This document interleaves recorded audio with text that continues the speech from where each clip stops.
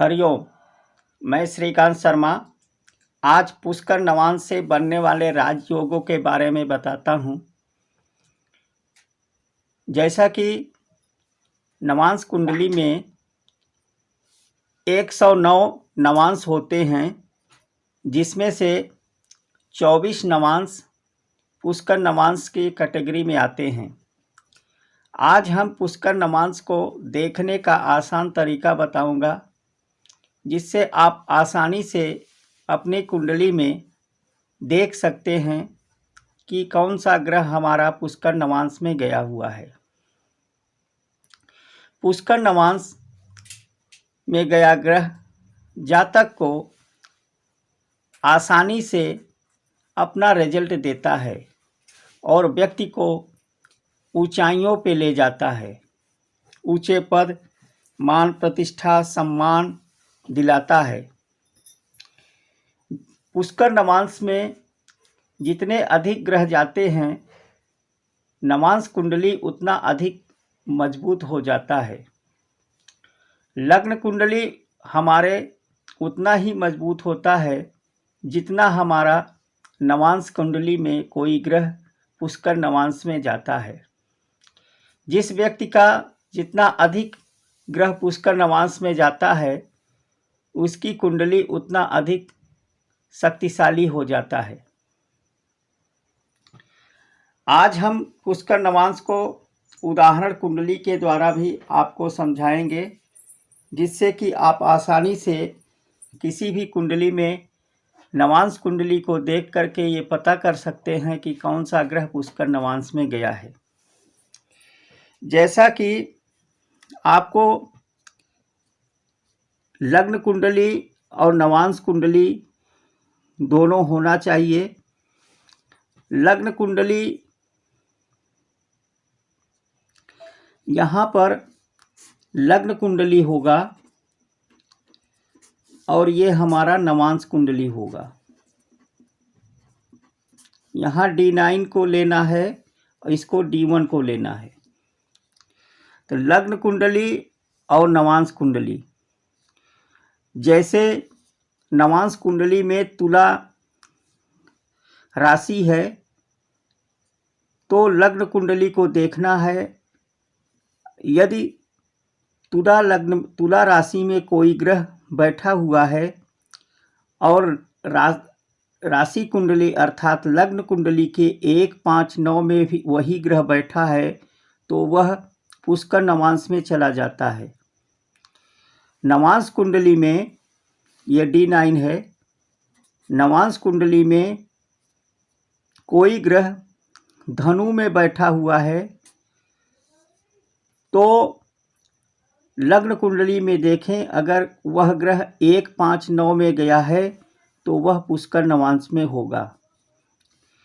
नवांश कुंडली के मीन लग्न में मीन राशि में कोई ग्रह गया है, तो लग्न कुंडली के अगर पृथ्वी तत्व अर्थात 2, 6, 10 राशि में अगर कोई ग्रह गया है, यहाँ 2 का मतलब है वृषभ, कन्या और मकर। अगर वृषभ, कन्या, मकर में वही राशि वही ग्रह गया है, तो यह जो है पुष्कर नवांश में होगा। उसी तरह से वायु तत्व में अगर गया है और वह मीन राशि में है नवांश कुंडली में, तो वह पुष्कर नवांश में होगा। उसी तरह वृषभ में देखेंगे, वृषभ में भी ये दोनों आ जाएंगे।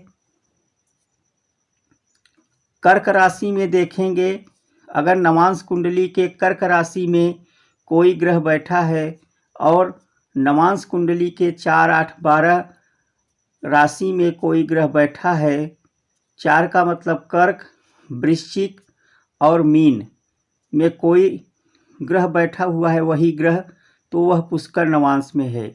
सेम कन्या राशि में, नवांश कुंडली के कन्या राशि में कोई ग्रह बैठा है, तो लग्न कुंडली के 4, 8, 12 में कोई ग्रह गया है, तो वह पुष्कर नवांश में होगा। ये देखिए, महात्मा गांधी जी की कुंडली है।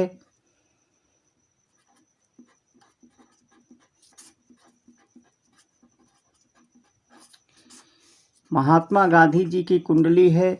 इस कुंडली को उदाहरण सहित हम समझाएंगे, आपको अच्छी तरह से समझ में आएगा कि कौन कौन से ग्रह इसमें पुष्कर नवांश में है।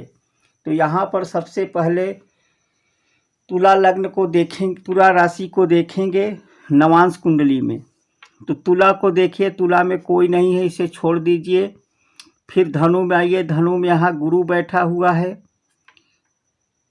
अब शर्त ये कहा गया है, अगर नवांश कुंडली के D9 में धनु राशि में कोई ग्रह बैठा है, धनु राशि में, तो लग्न कुंडली के 1, 5, 9 मेष, सिंह और धनु में अगर वही ग्रह बैठा है तो वह पुष्कर नवांश में होगा। तो यहाँ पर 1, 5 और 9, तो 1 में ही गुरु बैठा हुआ है, तो ये गुरु जो है पुष्कर नवांश में है। गुरु क्या है? पुष्कर नवांश में है गुरु।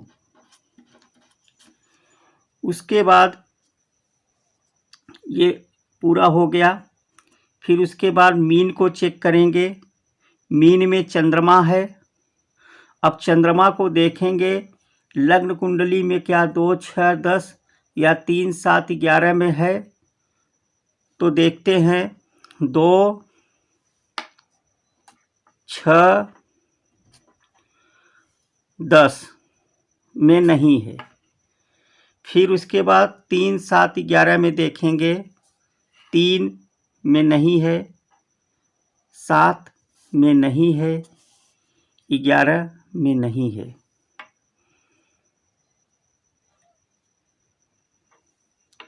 तो इसे भी छोड़ देंगे यहाँ। उसके बाद तुला में, उसके बाद वृषभ में आएंगे। वृषभ में देखिए, यहाँ पर पहले मंगल को देखते हैं, क्या मंगल इन राशियों में गया है। मंगल देखते हैं 2, 6 और 10 में नहीं गया है। 3, 7 में गया हुआ है, जैसा कि यहाँ 7 नंबर है तो 7 में गया है। तो 7 में हम मंगल भी हमारा पुष्कर नवांश में चला गया। फिर उसके बाद देखते हैं केतु। केतु क्या इन नवांश में है? केतु यहाँ 10 नंबर में है, तो केतु भी पुष्कर नवांश में है। शुक्र को देखते हैं। शुक्र यहाँ पर है, तो देखते हैं शुक्र भी यहाँ है, तो शुक्र भी पुष्कर नवांश में चला गया।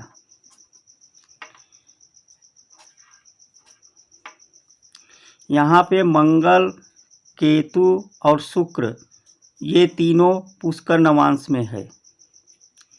फिर उसके बाद ये पूरा हो गया।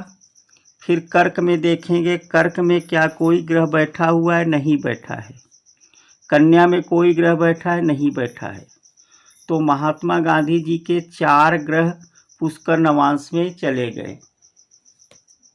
तो इससे ही पता लगाया जा सकता है कि व्यक्ति कितना फेमस है, कितना नेम एंड फेम है, कितने बड़े लीडर हैं, इससे ही पता चल जाता है। अब हम पुष्कर नवांश, सदैव पुष्कर नवांश शुभ नहीं होते हैं। पुष्कर नवांश में गया ग्रह कब शुभ होता है और कब अशुभ होता है, इसके बारे में बताते हैं। पुष्कर नवांश के प्रकार। पुष्कर नवांश को हमने 4 कैटेगरी में बांटा है। एक, पुष्कर नवांश में गया ग्रह जब वर्गोत्तम भी हो अति शुभ फल देता है। वर्गोत्तम वह ग्रह होता है जो लग्न कुंडली और नवांश कुंडली में एक ही राशि में हो अथवा एक ही भाव में बैठे हों, तो ग्रह वर्गोत्तम हो जाता है। वर्गोत्तम कोई ग्रह ऐसा हो जो वर्गोत्तम भी हो और पुष्कर नवांश में गया हो, तो वह अति शुभ अर्थात राजयोग कारक होता है। ऐसे व्यक्ति राजयोग सत्ता में अधिकारी होते हैं, सत्ता पक्ष में अधिकार प्राप्त होता है। फिर दूसरे कैटेगरी में हमने रखा है सर्वशुभ पुष्कर नवांश। सर्वशुभ पुष्कर नवांश क्या है? जब राशिपति और नक्षत्रपति यानी कि जो ग्रह पुष्कर नवांश में गया है उसके स्वामी, उसके राशि के स्वामी और जो ग्रह गया है उसके नक्षत्रपति के स्वामी दोनों अगर शुभ ग्रह हैं तो व्यक्ति सर्वशुभ पुष्कर नवांश में के कैटेगरी में आता है। यह भी बहुत बड़ा राजयोग कारक है। तीसरे कैटेगरी में रखा है पुष्कर नवांश जब एक अशुभ ग्रह का प्रभाव हो, जैसे उसका स्वामी शुभ हो लेकिन उसके जो नक्षत्र स्वामी हैं वह पाप ग्रह में हो तो वह उतना अधिक शुभ फल नहीं देता, फिर भी उसमें शुभता रह जाती है। तीसरे कैटेगरी में आता है पुष्कर नवांश पे दो अशुभ ग्रहों का प्रभाव हो। यदि पुष्कर नवांश में कोई ग्रह गया है उसके राशिपति और उसके नक्षत्रपति दोनों ही अशुभ हों तो उसके शुभता में बहुत अधिक कमी आता है। तो यहाँ पर हमने 4 कैटेगरी में इसे बांटा है। जो सबसे श्रेष्ठ होता है वह पहला होता है पुष्कर नवांश में हो और वर्गोत्तम में भी हो। कोई ग्रह पुष्कर नवांश में, मान लो गुरु पुष्कर नवांश में है और वर्गोत्तम भी है तो अति शुभ होता है। सर्वशुभ पुष्कर नवांश वह होता है जब उसका राशिपति मान लो शुक्र है और उसका नक्षत्रपति भी शुक्र है तो वह शुभ हो जाता है। अगर यहाँ पर शुक्र हो और इसका नक्षत्रपति शनि हो या सूर्य हो तो वह बी कैटेगरी में आ जाता है, तो वह सी कैटेगरी में आ जाता है। जैसे इसका राशिपति मान लो गुरु है और इसका राशिपति शनि हो गया तो वह सी कैटेगरी में आ गया। उसमें अशुभता का प्रभाव भी रहता है लेकिन पुष्कर नवांश में गया ग्रह अपना शुभत्व को नहीं खोता है। अगर मान लो यहाँ पर यह भी पुष्कर नवांश में गया ग्रह भी अशुभ हो और नक्षत्रपति भी अशुभ हो तो सी कैटेगरी में आता है। तो वहाँ पर पुष्कर नवांश बहुत कम अपने शुभता को देता है। इसे हम उदाहरण कुंडली से समझते हैं। पहले हम ये श्री अमिताभ बच्चन जी की कुंडली है।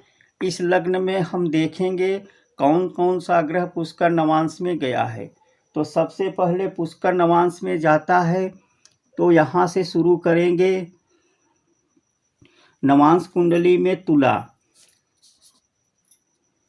तुला राशि को देखते हैं। तुला राशि में जैसा बताया हूँ, तुला राशि में गया ग्रह 1, 5 और 9। अगर लग्न कुंडली के 1, 5 और 9 में कोई ग्रह हो तो वह पुष्कर नवांश में होता है।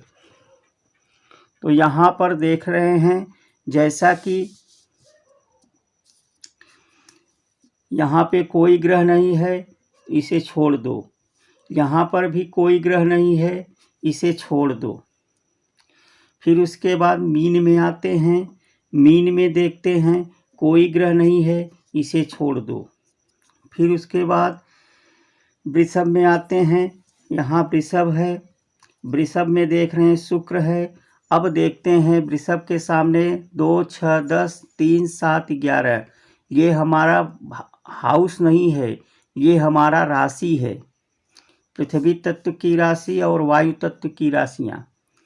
तो शुक्र यहाँ बैठा है। तो फिर यहाँ पर देखेंगे कि क्या शुक्र कहाँ पे बैठा है। शुक्र यहाँ कन्या में बैठा है, 6 नंबर कन्या में।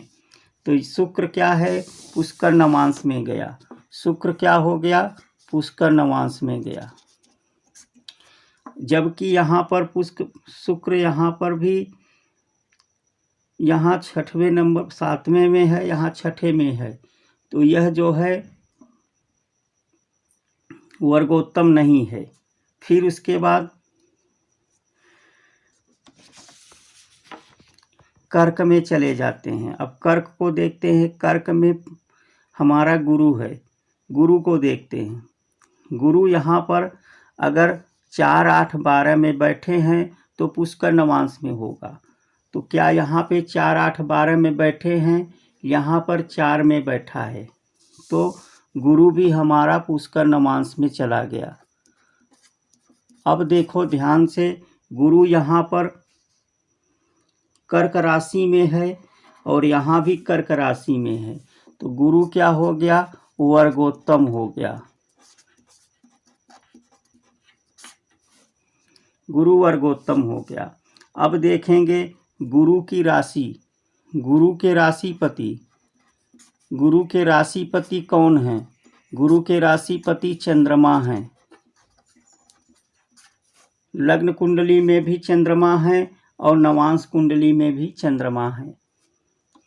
लग्न कुंडली में भी चंद्रमा है, नवांश कुंडली में भी चंद्रमा है और लग्न कुंडली में भी चंद्रमा है। ये हमारा कैटेगरी ए में आ गया। ए कैटेगरी जो बताया था हमने, ग्रह यदि पुष्कर नवांश में हो और वर्गोत्तम भी हो। अब उसके हम राशिपति को देख लेते हैं, उसके हम ग्रह नक्षत्रपति को देखते हैं। तो यहाँ पर पहले शुक्र गया है। शुक्र के राशिपति कौन है? चंद्र हैं। शुक्र के राशिपति हस्त नक्षत्र में गया है, उसके राशिपति चंद्र हैं। शुक्र के राशिपति मतलब नक्षत्रपति कौन है? नक्षत्रपति कौन है? यहाँ पर चंद्र हैं। और गुरु के नक्षत्रपति कौन है? नक्षत्रपति गुरु के गुरु ही हैं, क्योंकि गुरु कहाँ गए हैं? पुनर्वसु में। पुनर्वसु के स्वामी कौन होते हैं? गुरु। गुरु यहाँ पे गुरु के नक्षत्र में गया है। तो इसका राशिपति कौन है? गुरु के राशिपति कौन है? चंद्र हैं। तो यह जो है अति शुभ हो गया। तो ये क्या हो गया? ये दोनों कैटेगरी में आ गया। ये पुष्कर नवांश वर्गोत्तम में और सर्वशुभ पुष्कर नवांश, ये दोनों कैटेगरी में, ए और बी दोनों कैटेगरी में आ गया। तो यहाँ पर इनका गुरु